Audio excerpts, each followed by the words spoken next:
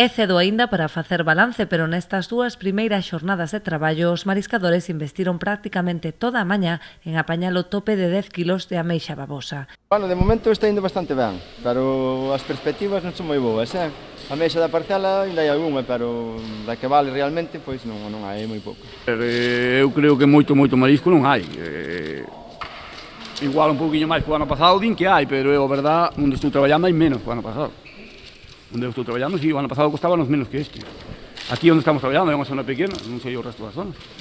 Non destaca a cantidade, pero si a calidade, con ameixa de gran tamaño que levou a cotización por riba dos 72 euros na primeira subasta. O tamaño non é malo, é bon marisco.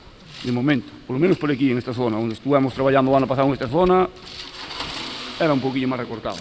Cando é o primeiro día, colles o que máis ou menos que estaba vindo, non? Un pouco de grande, un pouco mediana, un pouco pequena, pero grande de momento, os sitios que estuvemos indo, non temos moita cantidad. Agora que sí, o que está alcanzando é uns precios moi bons, non? Ayer foi nos a máis grande a 72,50, e depois tivemos precios de 58, de 52, 56, así varios precios indo para baixo, hasta a máis barata que foi a 24 euros. Non? A previsión inicial é estender a campaña ata finais de febreiro ou principios de marzo, pero haberá que agardar a ver como evoluciona a situación dos bancos nos próximos meses.